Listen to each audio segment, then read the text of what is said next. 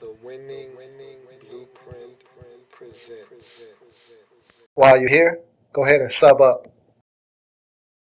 For those of you who don't know, I am Lou, the host of the football program in the lab room, and I'm here simply talking football. Had a chance to watch a few preseason games over the weekend, and so I'm here to break down what I saw, and I'm here to talk about the Cleveland Browns as they took on the St. Louis Rams in their first preseason game of 2013. And so I'm not going to be long-winded. I'm going to get straight to the point, tell you what I saw, and move on. So let's get right to what I saw with the Cleveland Browns in this preseason tilt at home versus the St. Louis Rams. I want to start out with a couple of short, great completions by Brandon Whedon. I thought it was excellent on the part. And this is why I absolutely love Norv Turner coming in as the offensive coordinator, because wherever Norv goes, offensively, that team gets better. When Norv is an offensive coordinator, whatever he touches turns to gold. And I think Brandon Whedon is going to be the next quarterback in that long line of guys who Norv Turner elevates their game at the quarterback position. I love Norv Turner getting a chance to get his hands on Brandon Whedon. I'm a big Brandon Whedon fan. If you haven't been watching me, then you probably don't know. But I'm a huge Brandon Whedon fan, and I thought that he deserved a shot in Cleveland. And I thought that getting him some short completions to get him in rhythm is how the Browns need to approach this season.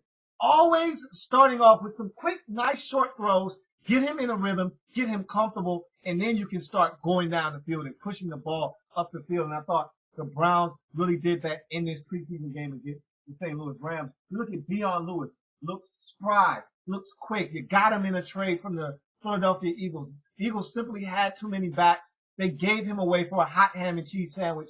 You picked him up. And I tell you what, we'll talk about Dion Lewis a little bit more later. But I tell you what, man, this guy really impressed in this preseason game. Look at Brandon Bogate and Shane Graham. Two kickers. Both were 1 for 1 in this game. Huge shoes to fill. Simply put, these guys have huge voids to fill at kicker. We all know you losing Phil the Boot Dawson to the San Francisco 49ers in free agency. These guys got to step in and step up for the Browns in the kicking game. Both made their field goals, so it'll be interesting to see who comes out on top of this kicking competition. You look at Jabal Sheard, Desmond Bryant, and Paul Kruger all getting pressure on the same play, forcing an errant throw of Sam Bradford. And if you're a Browns fan, that's music to your ears. Jabal Sheard is a guy that I think is on the rise, is a very young, very, very talented player on that defensive line. But you look at Desmond Bryant and Paul Kruger, these are guys you spent a lot. And when I say a lot, I mean a lot of money on in the offseason. And so great to see them getting to the quarterback. If you are a Browns fan, that's what you want to see. Money well spent. So if those guys can continue to do that, you'll feel really good as a Cleveland Browns fan in 2013. Phil Taylor forces a fumble on running back Isaiah Pete, and it was a beautiful play. I feel like if Phil Taylor can stay healthy, he can be one of the best nose tackles in the league. He's athletic. He's physical, strong at the point of attack, can get to the quarterback. I love Phil Taylor. And this play exemplifies all of the athleticism and attributes he has. He comes from the nose tackle position, out on a running play, gets to the outside, and not only comes in forcefully to make a tackle, but has the presence of mind to come in and swipe for the football, pokes it out, Browns recover, and the Rams were in scoring position. And so that's a huge play. Phil Taylor making a difference on this defense. Look at Dion Lewis, nice screen, 16-yard gain. And let's talk about Dion Lewis for a second, because I think he is exactly what the Browns need at the running back position after Trent Richardson. I think this is a nice mixture of what you're looking for. You get Brandon Jackson back as well. I think the Browns are excited about that. He looked solid in this preseason game as well. But Dion Lewis is the guy I want to focus on, because I was a huge Montario Hardesty fan. I thought this was a guy that was going to come in, be that change of pace, and really give the Browns an added element of speed and change of direction and burst at the running back position. I have begun to turn on Montario Hardesty. He can't stay healthy. He's fumbling the football. I am no longer in the corner of Montario Hardesty. He has to win me over again.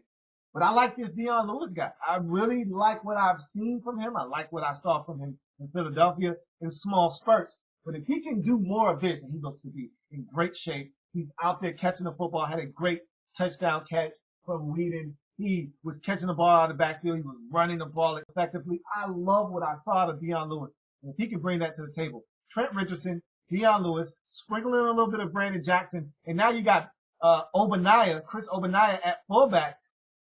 I love the options the Browns have on the offensive side of the football. Look at Jordan Cameron. Big gain on a crosser, 30 yards. I think this is the guy that you're looking for to step up. You let Benjamin Watson walk away in free agency because you feel really confident about Jordan Cameron. He had a pass bounce off of his face mask right through his hands. Luckily enough for him, Greg Little was right behind to snatch it out of the air. Strong hands on that play from Greg Little. But Jordan Cameron is the guy you're looking for to step up. He's a very athletic tight end that I think can be a mismatch for a lot of teams around the league looking for him to do big things. That was a great catch and run for Jordan Cameron, setting up that score later on in that possession. Brandon Whedon was impressive in this game. 10 of 13, 102 yards, touchdown, completed a pass to 6 different receivers. He was spreading the ball around. I just love what Whedon was able to accomplish in this game. That's what I want to see out of him.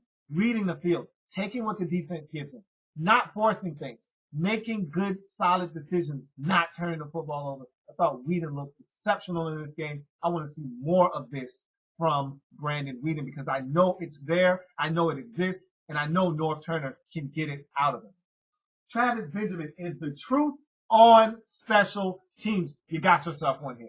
You got yourself one here, Cleveland Browns fan.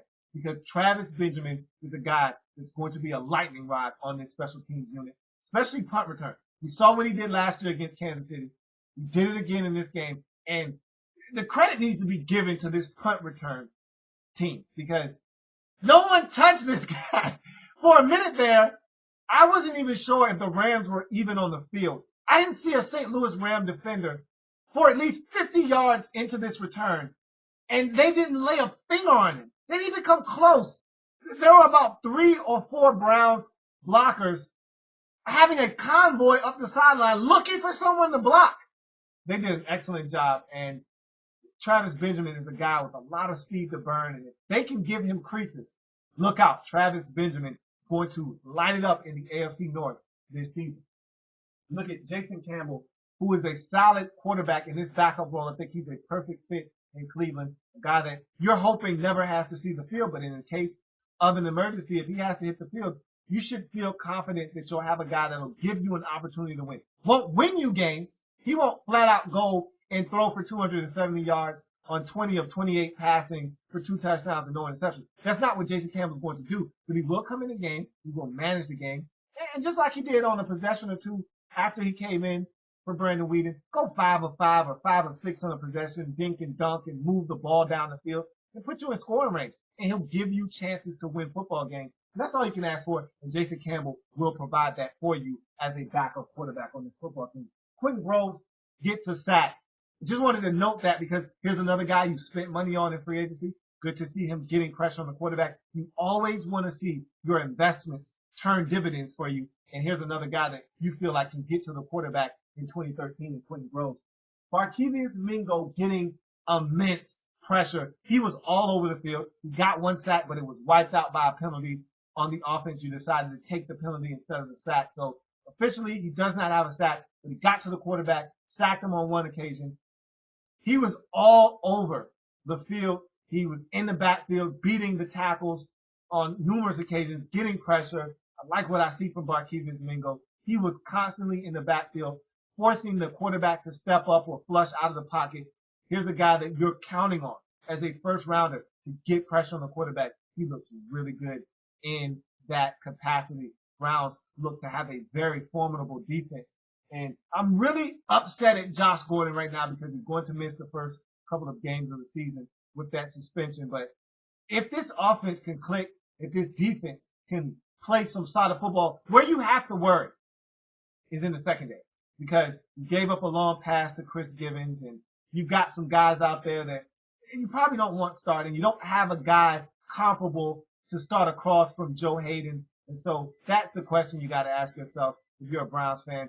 Can we count on this secondary? TJ Ward did not play, but can we count on this secondary to hold it down for us? If you can, then this Browns team will turn some heads in 2013. And that's what I saw in the preseason opener for the Cleveland Browns. Like the content? Want more? Sub up.